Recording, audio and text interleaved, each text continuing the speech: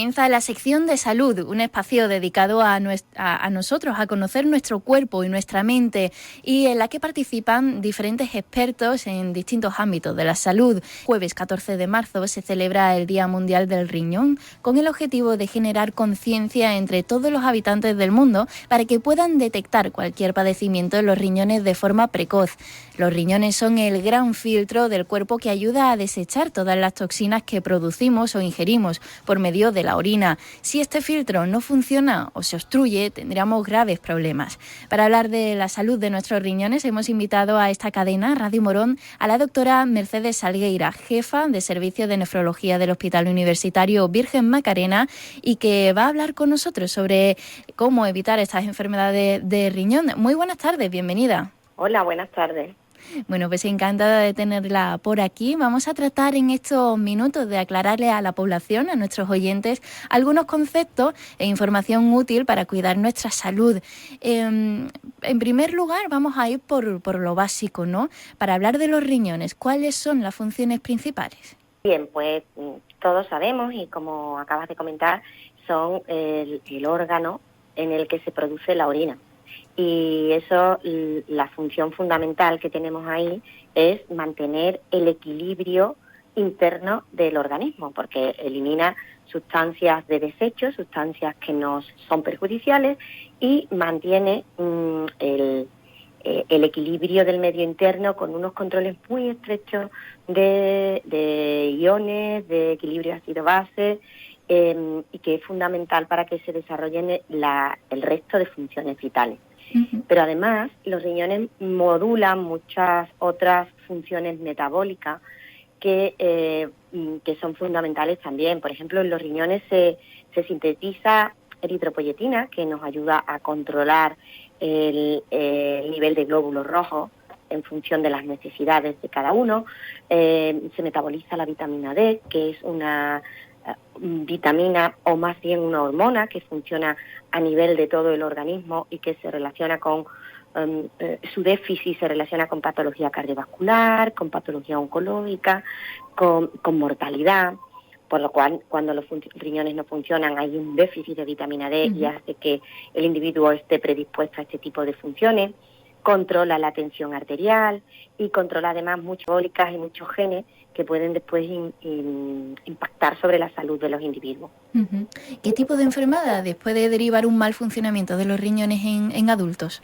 La enfermedad renal crónica es, digamos, un compendio final de muchas enfermedades, o sea, es el estadio final de muchas enfermedades. Puede haber enfermedades primarias de los riñones, que son las enfermedades glomerulares, las enfermedades tubulares, que son enfermedades por patología propia del riñón, y luego existen también otro tipo de enfermedades que van a condicionar un mal funcionamiento de los riñones, una enfermedad renal crónica, como consecuencia de las alteraciones que producen a nivel renal.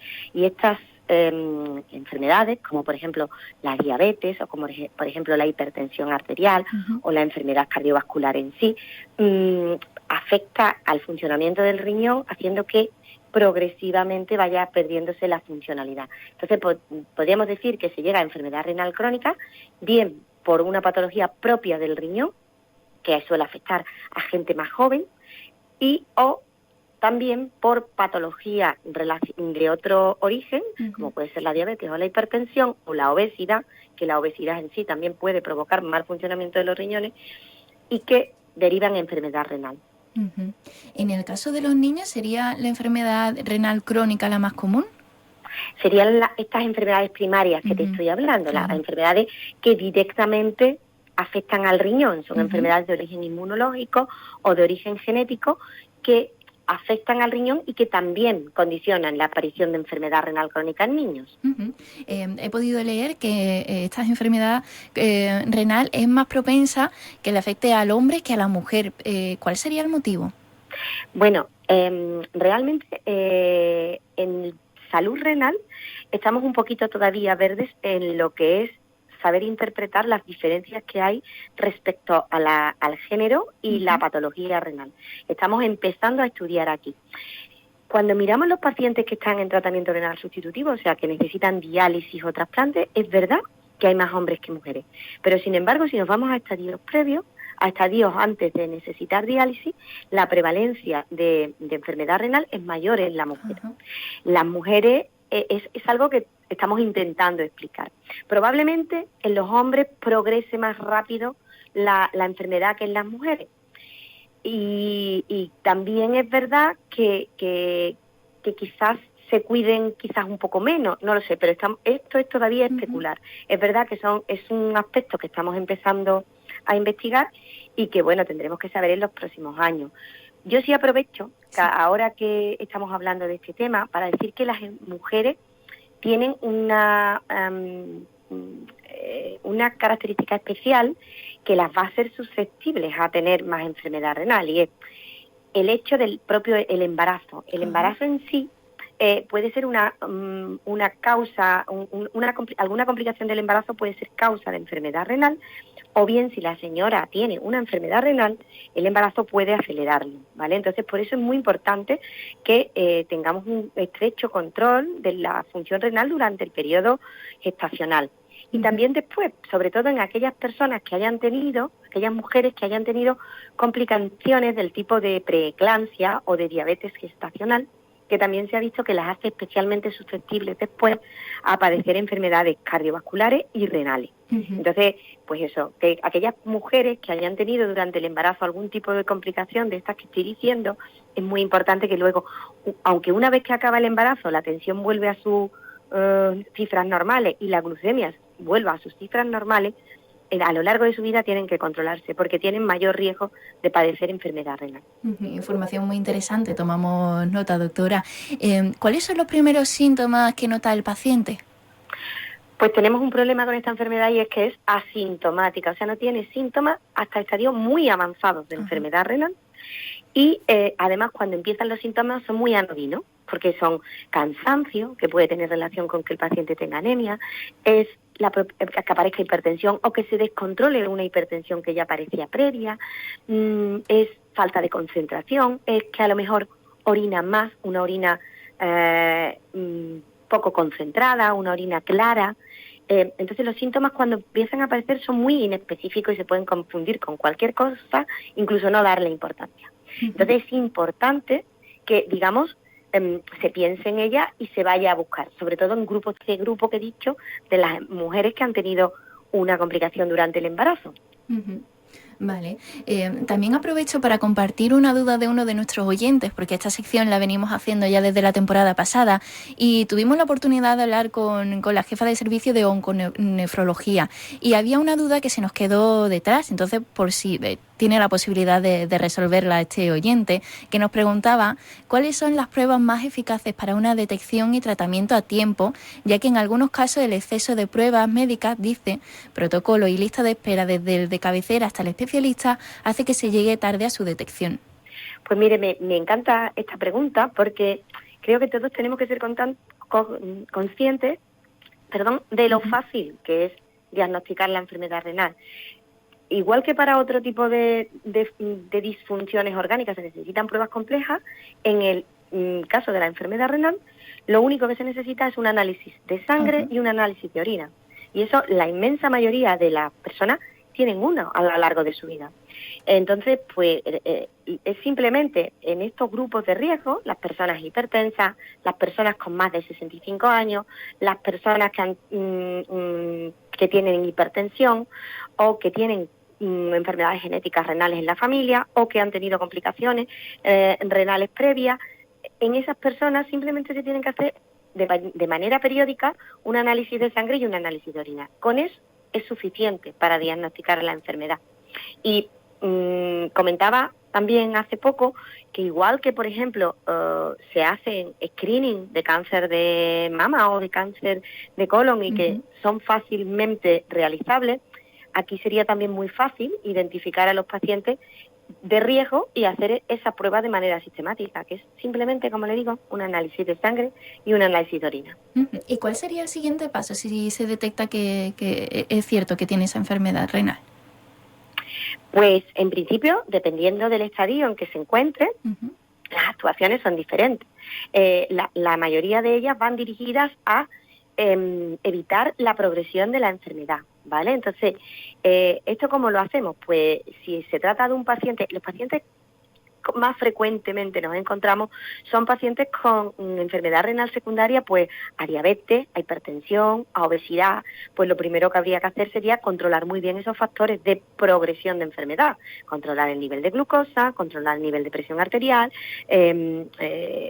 evitar la obesidad, hacer una vida saludable y mantenerse en forma. Y luego, pues en el caso en el que esté, digamos, en un punto un poquito más avanzado, en que ya existe a lo mejor alteraciones en la orina, pues estarían indicados iniciar tratamiento, que afortunadamente cada vez tenemos un mayor arsenal terapéutico para empezar a tratar esta enfermedad y enlentecerla o incluso frenarla definitivamente. Entonces, pues por eso es importante, porque cuanto antes empecemos con estos tratamientos, mayor efecto vamos a conseguir. Bueno, quiero recordar lo que antes he mencionado, doctora, sobre la prevención o sobre los cribados, ¿no? Sobre todo esas personas que pueden padecer esta enfermedad, pues como ya había dicho, tiene diabetes o ha tenido problemas en el embarazo, ¿no? Y demás. Hace poco estuvimos con la Asociación Española contra el Cáncer y también hacía mucho hincapié en esos test de cribado, ¿no? Y me parece muy interesante e importante que también se le dé pues esa voz también a las enfermedades renales y a la importancia de evitarlas, ¿no? O de hacer ese análisis precoz. También quería preguntarle por si hay algún factor genético que... Bueno, sí, a ver, hay, sobre todo en estas enfermedades primarias que hemos dicho sobre los riñones, y que afectan más a niños y a gente joven, ahí hay mucho condicionamiento genético. Cada vez diagnosticamos más enfermedades renales hereditarias, porque cada vez tenemos más acceso a pruebas genéticas y a lo mejor enfermedades que antes pasaban desapercibidas o que no se le ponía el apellido correcto, ahora pues descubrimos pues que hay un condicionamiento familiar que hace que estos pacientes tengan factores genéticos, o sea, tengan enfermedad renal. Por eso también incluimos en los grupos de riesgo para controlar la enfermedad renal aquellos que tengan antecedentes en sus familias de enfermedad renal. ¿Vale? Y respecto al cribado que estabas comentando, creo que es fundamental, porque la enfermedad del riñón, el problema es que hemos dicho antes que es silente, pero es una enfermedad que también he comentado que el riñón controla muchas vías metabólicas. Cuando se alteran estas vías metabólicas, se produce una tendencia a fibrosar el organismo, como a envejecerlo precozmente. Y este envejecimiento se manifiesta a nivel del sistema cardiovascular y da muchas lesiones cardiovasculares que pueden llegar a provocar una mayor mortalidad en estos individuos conforme avanza la enfermedad renal, avanza el riesgo de muerte por enfermedad cardiovascular. Entonces, es muy importante también ese cribado, porque haciendo ese cribado y poniendo los tratamientos adecuados, estamos salvando vidas, que no solamente mata el cáncer, digamos, sino que hay enfermedades que de manera muy sutil y sin que prácticamente uno se dé cuenta, pero que también conducen a una mayor mortalidad. Y para ir terminando, ¿se puede prevenir este tipo de enfermedades? ¿Qué importancia tiene una buena hidratación, una buena dieta? Es fundamental. O sea, hemos visto que a lo largo de la entrevista que el mayor riesgo lo tienen pacientes con un sobrepeso importante, con niveles de glucosa elevados, con niveles de tensión arterial elevados. Entonces, las reglas son fáciles, ¿no? Mantenerse en forma, hacer una dieta saludable. Se sabe que la fructosa, por ejemplo, de los alimentos procesados o de los refrescos se metabolizan a algunas sustancias que son tóxicas para los riñones. Es importante mantener el nivel de glucosa adecuado, la tensión arterial adecuada y ingerir poca sal y mucho líquido, porque la sal somete a un estrés al riñón y los líquidos ayudan a un adecuado funcionamiento. El tabaco también es muy tóxico sobre los riñones. También es importante tener en cuenta la medicación que tomamos, porque he explicado antes que el riñón elimina la mayoría de los tóxicos que entran en el cuerpo, y los fármacos al fin y al cabo son tóxicos. Entonces hay fármacos que son especialmente tóxicos sobre los riñones. No deberíamos automedicarnos, siempre hay que comprobar que esos fármacos no van a hacernos daño. Y por supuesto ese screening y esa vigilancia de todo aquel paciente que tenga factores de riesgo. Uh-huh. Y en cuanto al beber agua, porque siempre se dice 2 litros de agua al día o de 2 a 3, ¿pasa algo si tomo menos de 1 litro de agua al día? Bueno, hay determinadas patologías donde los líquidos pueden ser, beber un escaso líquido puede promover, por ejemplo, la formación de cálculos renales. Pero a su vez, cuando uno no se hidrata de la manera adecuada, puede no tener la cantidad o sea, que al riñón no le llegue el flujo sanguíneo adecuado o que le llegue con baja presión. Y esto hace que el riñón, en pacientes especialmente susceptibles, puedan tener también una lesión renal aguda, que puede a su vez también ir condicionando lesión y que luego vaya desencadenando una enfermedad renal crónica. Entonces es muy importante que bebamos líquido. Bueno, pues queda dicho. Muchísimas gracias, doctora. Comentabas que se está investigando mucho acerca de esta enfermedad renal, cómo se puede tratar. ¿Algún apunte sobre investigaciones actuales? Pues afortunadamente hay muchísimas investigaciones en marcha. Durante mucho tiempo los pacientes renales, por el hecho de tener una patología renal, no se incluían en ningún estudio. Hoy en día esta situación ha cambiado y cada vez se están ensayando más fármacos, tanto para el tratamiento de estas enfermedades primarias que he dicho que son más propias de gente joven, como para el tratamiento de la enfermedad renal crónica per se.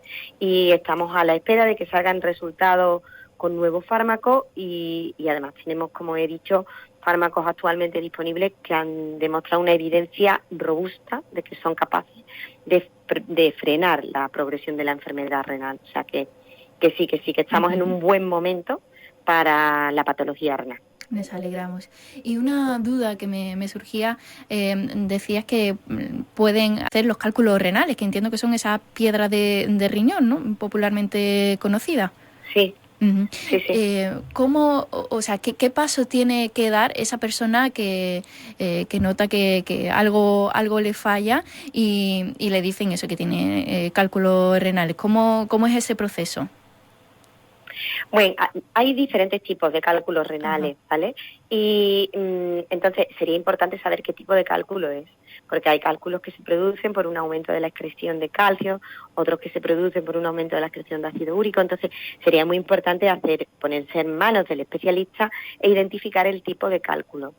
Como norma general, los pacientes que tienen cálculos urinarios deben de beber mucha agua, ¿vale? Y disminuir la ingesta de sal, porque aunque sea calcio lo que se deposita en esas piedras, realmente es la sal la que predispone a que se formen. Entonces, fundamental restringir la ingesta de sal y aumentar la ingesta de líquido. Y luego, dependiendo del tipo de cálculo, pues se podrá poner un tratamiento u otro y también recomendaciones dietéticas que favorezcan que se controle esa formación de cálculos renales dependiendo del tipo. Pues muchísimas gracias, doctora Mercedes Algueira, jefa de Servicio de Nefrología del Hospital Universitario Virgen Macarena, por participar en esta sección de salud y dar información muy, muy útil a nuestros oyentes y ciudadanos. Muchas gracias. Muchísimas gracias a vosotros por contar conmigo. Un saludo. Un saludo.